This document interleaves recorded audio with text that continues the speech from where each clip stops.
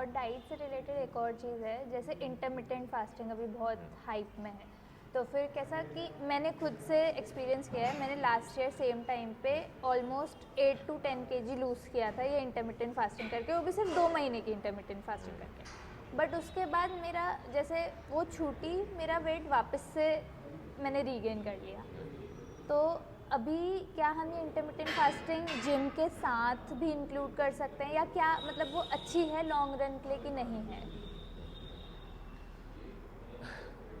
Intermittent fasting कई लोगों का ये मानना है कि व्रत की तरह है, जैसे व्रत लेते हैं, फास्टिंग करते हैं, जैसे उसी का एक रूप है। हाँ। मैं अपनी राय में अगर कहूँ तो मेरे लिए ये नेचुरल तरीके से हट के एक थोड़ा सा अननेचुरल वे है। मैं हमेशा रिकमेंड करता हूँ नेचुरल वे को। मैंने खुद भी आज तक जितनी फिटनेस अपनी बनाई है, जितनी भी बॉडी बनाई, जितने कंपटीशन जीते, मैं नेचुरल डाइट पे ही रहा और नेचुरल तरीक़ों को ही फॉलो करता रहा, अननेचुरल पे नहीं गया कभी भी। ये भी कॉन्सेप्ट मेरी नज़र में एक अननेचुरल कॉन्सेप्ट है। हम नेचुरल कॉन्सेप्ट से छेड़छाड़ कर रहे हैं। हमारी बॉडी नेचुरली क्या कहती है कि उसे हर 3 से 4 घंटे में कोई एक डाइट मिल जानी चाहिए जो कंप्लीट पोषण देती हो, जिसके अंदर प्रोटीन भी हो, थोड़ा जो चाहिए हमें, थोड़ा कार्बोहाइड्रेट भी हो और थोड़ा सा फैट भी हो, साथ में जो माइक्रो न्यूट्रिएंट्स हैं, विटामिन मिनरल्स इत्यादि, वो भी उसमें कहीं से फाइबर ये सब भी आ रहा हो। ठीक है, हर 3 से 4 घंटे में। जब हम रात तो बॉडी को बनाई ऐसी गई है कि वो 7 से 8 घंटे सोए, तो उस समय को हम उसमें नहीं गिनेंगे। वो 7 से 8 घंटे का अंतर बस उस समय हो रहा है क्योंकि बॉडी को रेस्ट चाहिए। ये भी एक नेचुरल फेनोमिना है। लेकिन इंटरमिटेंट फास्टिंग आपकी क्या कर रही है भाई, 16 to 8 या फिर 24 फिर 24, एक अलग अलग वो प्रिंसिपल लेकर के आ रही है कि एक दिन भूखे रहें, एक दिन खाएं, या फिर 16 आवर्स फास्टिंग करें, 8 घंटे खाएं। ये इस तरीके के प्रिंसिपल लेके आ रही है जो नेचुरल से छेड़छाड़ कर रही है। बेस्ट कॉन्सेप्ट वही है कि आप, और ऐसा आप लगातार करते रहेंगे तो जैसा आपने शब्द लिया कि लॉन्ग रन, तो लॉन्ग रन में आप खुद ही जो है कहीं ना कहीं पे अपनी बॉडी के अंदर, क्योंकि वो 2 महीने में नहीं पता चलेगा आपको क्या नुकसान हुआ, वो आएगा भी नहीं। अभी शुरुआती हुई थी नुकसान होने की। किसी बॉडी के संग एक शॉर्ट टर्म में कोई छेड़छाड़ करेंगे तो पता नहीं चलेगी उसकी। आप करते रहिए, 1 साल बाद आपको जो है हो जाएगा।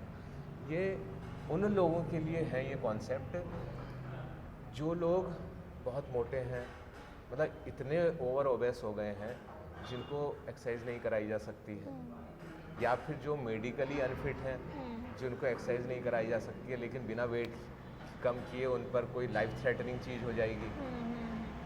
ये कॉन्सेप्ट है उनके लिए, लेकिन बना जो है हमारी फिटनेस इंडस्ट्री या फिटनेस एक्सपर्ट्स ने उसे, या फिर सोशल मीडिया में जो भी चीज़ आपकी निकल के आ रही है, उसने उसे इस रूप में बना दिया है। अभी एक और चीज़ है, वो है अनप्रोसेस्ड फूड, मतलब जो नहीं पका हुआ नहीं हो ऐसा। तो अभी उसमें भी मैंने स्टार्ट किया है। जैसे मैं क्या करती हूँ कि दिन में जो भी घर पे बना है वो सिंपल खाती हूँ, बट रात को कैसे अनप्रोसेस्ड फूड की ओर ज़्यादा जाने लगी हूँ। जैसे रोटी नहीं खाई, फ्रूट्स ले लिए, सैलेड ले लिया रात के टाइम पे। तो वो सही है, या फिर रात को कार्ब्स वगैरह लेना इज़ गुड?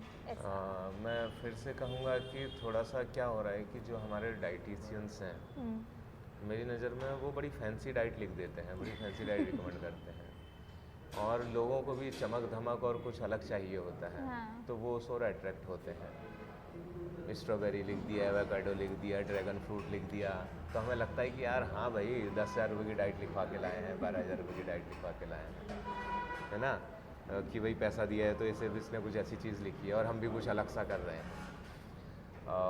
मैं कहूँ तो फिर से मैं उस बड़े नेचुरल और देसी वे की तरफ आऊँगा कि आपको कुछ खास नहीं चाहिए अलग। आपको अपनी डाइट में सीरियल्स शामिल होने चाहिए जो रोटी के रूप में हो सकते हैं या चावल के रूप में हो सकते हैं। आपको पल्सेस चाहिए जिसमें कोई भी दाल हो सकती है आपकी। आपको वेजिटेबल्स चाहिए जो ग्रीन लीफी भी हो सकते हैं या कोई और हो सकते हैं, ठीक है। आपको फ्रूट्स चाहिए, आपको सैलेड के रूप में कुछ चाहिए, आपको दूध हमारी डाइट में बहुत एक मेन कंपोनेंट के रूप में रहता है, वो एक बहुत अच्छा फूड है। साथ ही जो है आपको अगर एग कोई खाता है तो एग, मैं तो वेज, कोई बात नहीं है, उसके अलावा एग छोड़ दो, आप जितनी चीज़ें मैंने आपको बताई कंप्लीट। फ्रूट्स आपको जो इजीली अवेलेबल हो रहे हैं, और भी मैं कहूँगा जो सीजनल फ्रूट है सस्ता भी होता है, और वो बना ही इसलिए है क्योंकि वो सीज़न में आके उस सीज़न में आने वाली बीमारियों के प्रति आपको इम्यून करता है। बेस्ट चॉइस है, ना कि किसी ऑफ सीजन फ्रूट को आप ले लें। ये आपको बेस्ट फिट रखेंगे, इन्हीं को डिस्ट्रीब्यूट करना है। लेकिन वही चीज़ हो रही है कि हमें फैंसी लग रहा है, दूसरा कोई कुछ कह रहा है तो आपको लग रहा है यार रात में मुझे कार्ब नहीं लेना है, ऐसा नहीं लेना है। हाँ, ऐसा ज़रूर है कि हम उसे क्या बोलते हैं कि जैसा वो बहुत अच्छा फंडा है कि भाई सुबह उठते ही जो हमारा ब्रेकफास्ट हो हैवी हो, हैवी का मतलब रिच हो, और क्योंकि हम रात में फिर सो जाएंगे, बहुत एक्टिविटी नहीं करेंगे, तो थोड़ा सा उससे कम कैलोरी हो उसमें। सुबह की कैलोरी ज़्यादा हो सकती है क्योंकि आप बर्न करोगे, रात वाली कैलोरी में कम बर्न करोगे, आप सोए हो, केवल बेसिक मेटाबॉलिक एक्टिविटीज चल रही हैं, तो उस समय कैलोरी कम हो सकती है, लेकिन शामिल सब रहेगा। थोड़ी सी रोटी भी रहेगी, चाहे वो आप 4 खाती थी तो वो 1 ही होगी, आधी कटोरी दाल भी होगी तो आधी कटोरी सब्जी भी होगी, थोड़ा सा सैलेड भी होगा। फिटनेस का तो यही फार्मूला है, बाकी जीभ ललचाए तो वो एक अलग इश्यू है। हाँ, तो आप इस पे जा सकती हैं, आपको ऐसा कुछ भी अलग करने की ज़रूरत ही नहीं है। ठीक है। आप दिन में 3 मील हमारे हार्ड मील होते हैं, ब्रेकफास्ट, लंच और डिनर, इनमें यही चीज़ें शामिल रखेंगी। इसके अतिरिक्त जो स्नैक्स वगैरह टाइप का आइटम होता है उस समय हम फ्रूट्स रख सकते हैं अपने लिए, कि शाम का एक समय होता है हमारे पास 5 से 6 के बीच में, हम अक्सर 8 से 9 के बीच में खाते हैं लाइफस्टाइल में, तो वो 5 से 6 के बीच में हम कोई फ्रूट शामिल कर सकते हैं, ऐसा हम कर सकते हैं। ड्राई फ्रूट शामिल कर सकते हैं, उस फ्रूट भी ले लो, ड्राई फ्रूट भी ले लो, दोनों भी आप साथ में ले सकते हैं। ऐसा कुछ आप अलग टाइम मतलब पे, कैलोरीज देख देख के थोड़ा खाना है। हाँ, अब सबसे पहले आप अपनी नीड डिसाइड कीजिएगा। इसके लिए मैं आपको कैलकुलेट करके भी बता सकता हूँ, लेकिन आज आप रिलाई कर सकते हैं बहुत इजीली, आपको कैलोरी कैलकुलेटर नेट पे मिलेंगे। कैलोरी कैलकुलेटर पे जाइएगा, अपना जो भी उसमें डेटा मांगा गया है इनपुट के रूप में, एज, हाइट, वेट, फीमेल, वो डाल दीजिए। फिर लेवल ऑफ एक्टिविटी आप उसमें से ढूंढिए मेरी क्या है, वो डाल दीजिए। फिर टारगेट डाल दीजिए आपका क्या है उसमें पर्पस, कि भाई मैं वेट रिड्यूस करना चाहती हूँ क्या, वो उसके हिसाब से आपको दे देगा सारा। तो जो निकल के आएगा आपकी कैलोरी नीड निकल के आएगी दिन भर की। तो सपोज जो है आपको वो कहता है कि आपने हफ्ते में आधा किलो वेट रिड्यूस करना है, तो आधा किलो के लिए वो एक कैलोरी दे देगा कि मान लिया 1700 कैलोरी लेनी है, 1800 कैलोरी लेनी है। सपोज 1800 कैलोरी आपकी वो कैलोरी कैलकुलेटर बताता है कि हफ्ते में आधा किलो वेट रिड्यूस करने के लिए 1800 कैलोरी लेनी है आपके अकॉर्डिंग, तो आप उस 1800 कैलोरी को बांट देंगे अब। ठीक है। और उस 1800 कैलोरी में से 25% करीब प्रोटीन से आना चाहिए, 25% फैट से आना चाहिए और 50% कार्बोहाइड्रेट से। ये एक बेसिक कॉन्सेप्ट मैंने आपको बता दिया। ठीक, बस मेरा तो यही था। मैंने अभी ये जितने भी मंथ कंसिस्टेंट रही हूँ, मैंने 4 to 5 kgs लूज़ किया है। तो अभी बस यही है कि अभी वो स्टक हो गया है एक जगह पे, वेट गिरना स्टार्ट नहीं हो रहा है तो वापस हमने जैसे इतनी बात की, क्या आप बता सकती हैं कि अब क्या वजह रह रही होगी? मे बी कैलोरी डेफिशिएट में नहीं रहना, या फिर क्योंकि अभी वैसे भी फेस्टिवल टाइम था तो कुछ ना कुछ तो खाया ही है, तो मे बी वो रीज़न हो सकता है।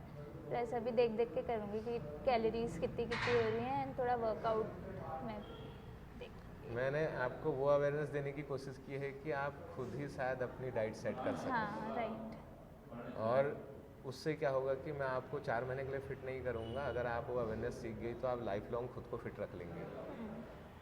मैं एक ऐसी कोशिश कर रहा हूँ इस समय, आपको बेसिक कॉन्सेप्ट समझा रहा हूँ, और ऐसा होगा उससे कि फिट रख सकेंगी, लाइफ एक्सपेक्टेंसी आपकी बढ़ेगी, बीमारियों से दूर रहेंगी, एनर्जेटिक महसूस करेंगी, लंबे समय तक स्वस्थ शरीर के साथ जी रही होंगी, फ्लो के साथ। ये तो है ही, जैसे अभी अगर जिम संडे को नहीं आओ तो फिर ऐसे मन में ऐसा हो जाता है कि आज कुछ तो रह गया, कुछ तो रह गया।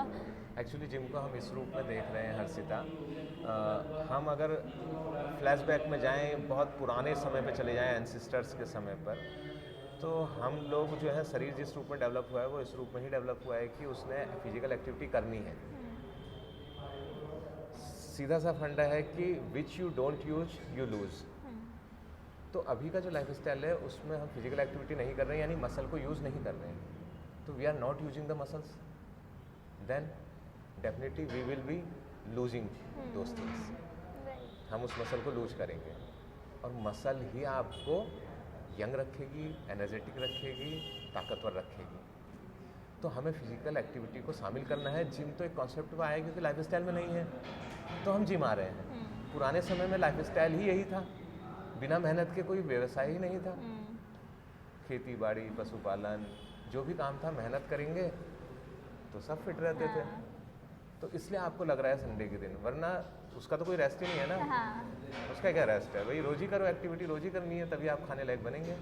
मैं तो जब सुबह वर्कआउट कर लेता हूँ तो समझता हूँ आज मुझे अधिकार प्राप्त हो गया अब दिन के भोजन को ग्रहण करने का, तब मैं उतना स्वस्थ और फिट रह पाऊँगा। तो ऐसा ही हम सब ने सोचना है। और मेरी तो ये मुहिम है कि मैं लोगों को फिटनेस के मायने समझा पाऊँ, उन्हें वो समझ दे पाऊँ कि वो खुद को खुद ही स्वस्थ रख लें और नेचुरल वे में। कई सारे अननेचुरल कॉन्सेप्ट और नेचुरल वे लोग इस्तेमाल कर रहे हैं आजकल, लेकिन मैं समझता हूँ कि नेचुरल वे में जितना वो लोग करेंगे उतना ही बेहतरीन होगा उनके लिए लॉन्ग टर्म पे। वरना शॉर्ट टर्म गेन तो वो कर लेंगे, आगे जा कर के उन्हें समझ में आएगा कि हमने क्या कर लिया अपने साथ। ये हमें समझना है। ठीक है, थैंक यू। मेरे सारे मतलब अभी तक के तो मेरे जितने डाउट्स थे वो तो मेरे क्लियर हो गए हैं अभी। हाँ, अभी और कोई होगा तो मैं आपसे वापस पूछूंगी। Most welcome. आपका फिटनेस जोन में बहुत मैं कहूँगा कि हेम के साथ बहुत स्वागत है कि आप दोबारा से आएँ, और आशा करता हूँ आप बहुत फिट रहें, आगे भी एनर्जेटिक रहें।